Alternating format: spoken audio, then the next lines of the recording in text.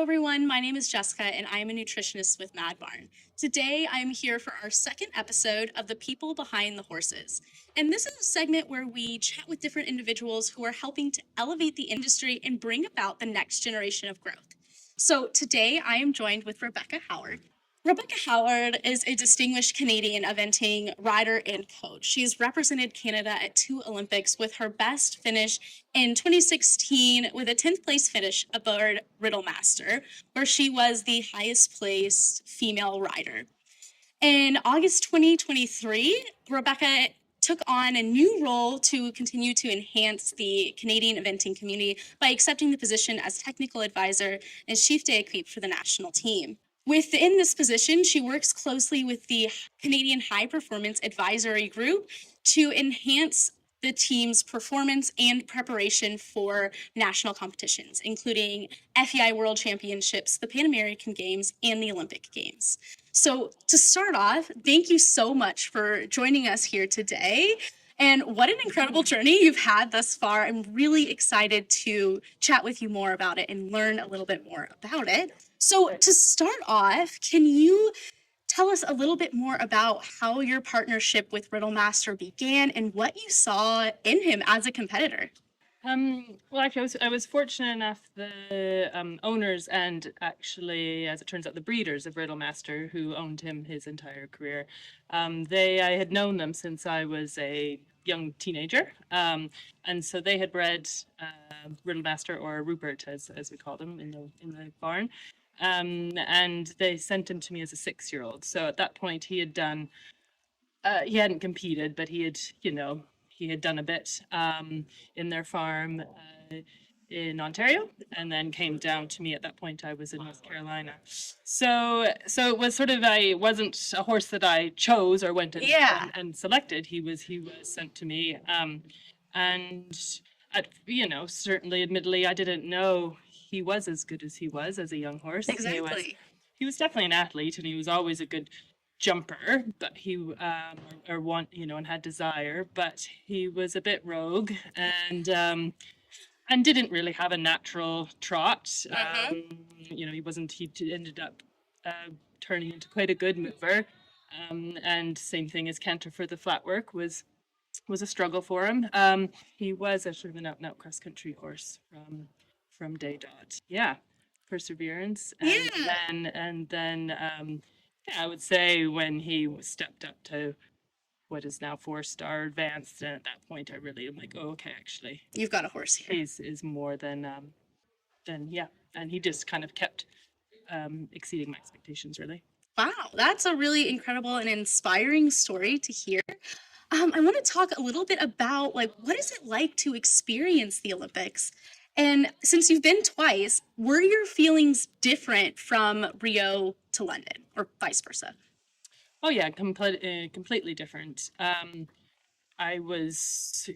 London Olympics was my first time competing outside of North America, really. So it was well, I had been to the Pan American Games by that point, but I hadn't been over to Europe or to England, which really is still the height of our sport. So again, I think it's all those things, you just don't know what you don't know. Exactly. And the London Olympics, at the time I felt very prepared, and I knew I had a great horse. By that point, he had done the World Championships, he had done a couple 5-stars, we felt very much prepared. Yeah, it didn't go so well. At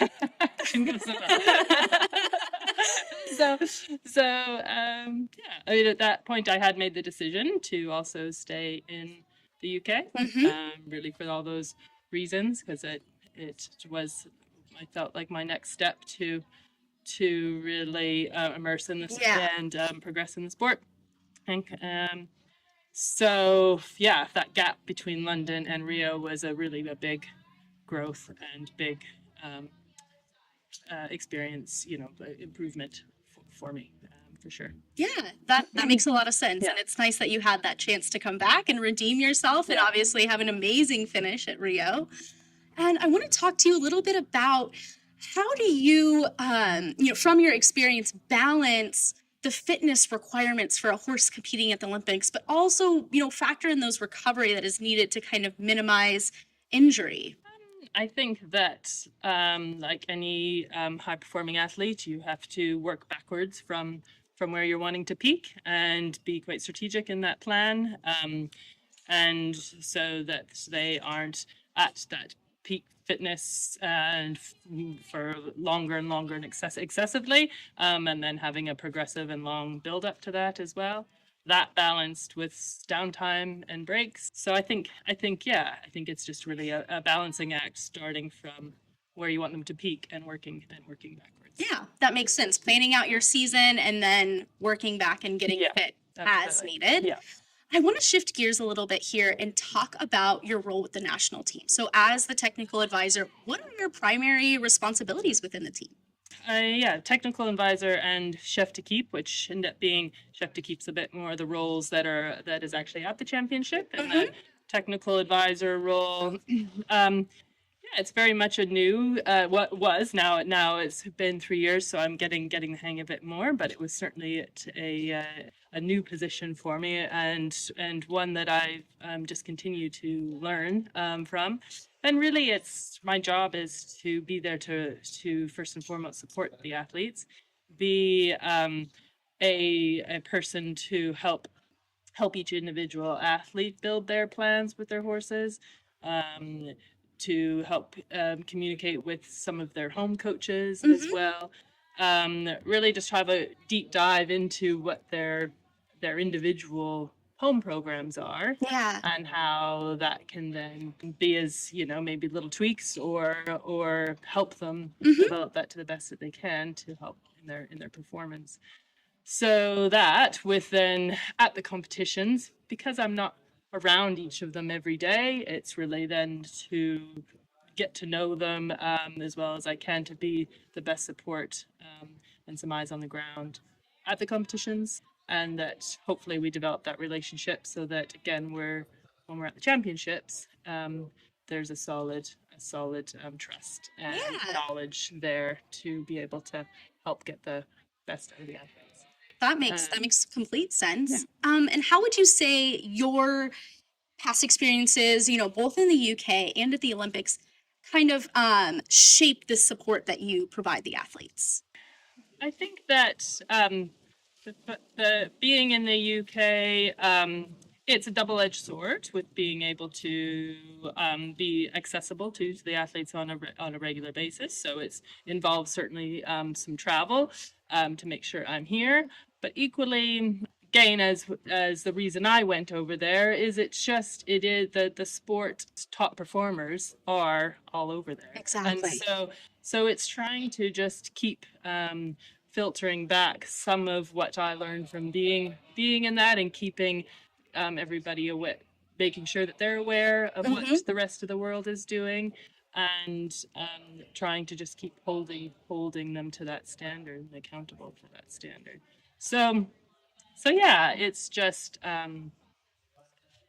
having that experience over there is also something, trying to encourage them to not, not everybody can pack up and move. Yeah, But of through the course. programming, we're trying to just offer sort of exceptional experiences through some nations cups and some opportunities to get athletes over there to compete against those guys and the courses that are on that side of the world as well. Yeah, So get a just little bit of that experience. They yeah, can kind of, speak with you and see what's going on over there. How can we bring this over to their training Yes, programs over exactly. here? And obviously there's exceptional venues, and Yeah. as we've got one in the background and competitions over here, and you can get a lot accomplished. It's just making sure you're still holding yourself to the standard that's being Exactly. done around the whole world. Yeah, that brings in a whole other kind of Yeah. viewpoint for Yeah. them. What are some of the biggest, changes or support that you've provided to the athletes since you've stepped into your role? But again, first and foremost, I think to be able to be effective in my role, I've really got to get to know them, and so we some key things is gone and done yard visits, or sorry, farm visits, at usually at the beginning of each year. And again, just some really good quality time with each athlete, trying to see um, their home routine, really just do a deep dive into kind of some of the stuff they're doing. So those are really valuable times, I find. Work one-on-one with their horses. So that's a sort of more a one-on-one. Yeah. So between that, we've done some training sessions as well. Exactly. And then, like I said, the experiences of such like that we've done the Arville Nations Cup. We're Yep. hoping to have a rider in Auckland this year, so some of that. Building the Those- team yeah, and was building the an team experience. cohesiveness and everything. I know I've talked with some of the riders and do some virtual meetings as well, and trying to really build this sense of community and teamwork among the athletes as well. Yeah, for sure, and just trying to provide as much sort of education in all aspects of high performance, and lots of that can be done. We can do without always being face to face. So Exactly. certainly, Thank you, technology. yeah, exactly. Certainly, utilizing some of that, and then this year we've really made an effort to try and be more present at some of the preparation trials, so the four shorts. So yeah, so this is my first time at Terra Nova to be able to Beautiful watch some of the here. athletes. Yes, exactly. Yeah. I was at Carolina a couple weeks ago. So yeah, it's just really trying to be present and be able to offer as much help and feedback as I can. Yeah, that's amazing. And of course, we're fresh out of the Paris Olympics where the team finished 10th.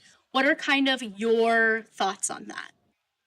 It's, I mean, the Paris Olympics was an exceptional games. I mean, I think it was Yes. a really special venue. No, we had a great team of athletes and people there, and ultimately our performance, still what we didn't quite meet our goal, which was a top 8 finish. But in the scheme of Canada, it actually has been one of our top team Yes. finishes, I think ever. So that's positive. Exactly.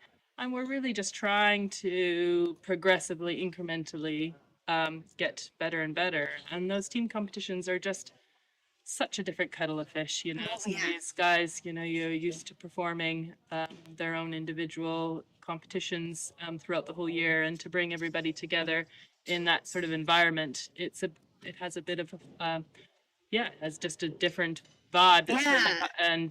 And so I've worked really hard to get a good team of people together to help support these athletes at the games, and I think we just need to keep fronting, and hopefully our results will continue to get better and better. Of course. Yes. And I'm certain, Los Angeles 2028 is in your guys' sights. Can you talk about the long-term goals for the team? Well, we first, I think, as I mentioned, we've got an individual spot at Auckland this year, which will really effectively act as a test event for the World Championships, which our goal is to qualify for the Olympics at the World Championships, and not have to. There's also the other option to qualify at the Pan American Games. Yeah. But as as a progression, we would love to get that qualification. And in Auckland, in the World Championships. So yeah, I mean, really, the preparation for LA started the day after Paris. You guys got back and already started having your sights on Paris or on LA. And we've got a small group of riders, so we can be a little bit bespoke with the crew. And then in the background, continuing to chill and foster and bring up, to keep broadening the pool. But we can be as bespoke as we possibly can to these guys, because we aren't a vast. Exactly. And I love everything that you're doing with the team. Obviously, Mad Barn has a partnership with Equestrian Canada, which allows us to work really closely with the riders that you guys are working with. And, being a nutritionist down here in Florida, where a lot of them come, it's been wonderful to watch you guys, grow. I've only been here a couple of years, and so just seeing that growth over the couple of years and seeing the community that you've created and is really special. And I'm really excited to continue to watch you guys grow. Can you talk a little bit about some of the fitness for both riders and horses, especially at that top level? Yeah, I mean, again, I think like when you asked about their break period versus, their downtime versus their intense time. Again, it's something that you're working backwards for, making sure you have really good base of fitness and peaking at the right time. And we've really implemented, and through the help of yourself, through Bad Barn, the really promoting the use of the heart rate monitors and making sure that the again, just tracking the horse's progress and really being aware of what their workload is and their recovery is, and that's been hugely beneficial, I think, to our program. Exactly. So yeah, again, it's utilizing the science that's available, and that coupled with the piece of land that you have access to, and everybody is a bit unique in that, and that's where the heart rate monitors are useful, so that it can give, you can measure what you're doing on Exactly. different tracks. So yeah, you're needing the piece of ground that will work well to help their Exactly. fitness and also balance that with their soundness. So it's good ground that you're working on. Perfect. And anybody listening, if you guys are interested in learning more about heart rate monitors and how to use them for yourself and your horse, we do have a really great article that I'll link in our caption. They're a really easy tool to use and to be able to track your horses, both their max heart rates, their heart rate over different intensity levels, but then also their recovery that we've been talking here with Rebecca about and what we've implemented with some of the Canadian riders. To wrap up here, what advice do you have to all of our young riders that are tuning in as they are, climbing the levels of eventing? So I think the biggest thing for young athletes, and to be honest, it's all athletes, is to just continue to keep that drive and that hunger for knowledge, to keep challenging yourself and looking for what's next, and really understand and what the standard is and what you're trying to achieve, just to keep always sort of questioning and pushing and moving towards that. That's the thing with this game, is it is, you just never stop learning with anything, do you, really? Exactly. And so I think that's just, you just have to keep that mindset all the way through. You never make it, really. Exactly. Be that forever student. Yeah, exactly. Our last interview, we talked with Dr. Tim Warden, bringing in the different technologies and how that sport is continuously changing the whole equine industry. Now we have a whole realm of technology that can help us track the fitness of our horses, and so bringing in all of that stuff and being able to absorb that knowledge as it comes in, and new studies and new research is published, and always being keen and eager to adapt and bring that in. Yeah, absolutely. Yeah. So thank you so much for joining us today and taking some time to chat with us. We really appreciate being able to learn from you. And for everybody else that's tuning in, thank you so much. Make sure you like and subscribe to our channel so you will be able to be the first to see our next episode of The People Behind the Horses.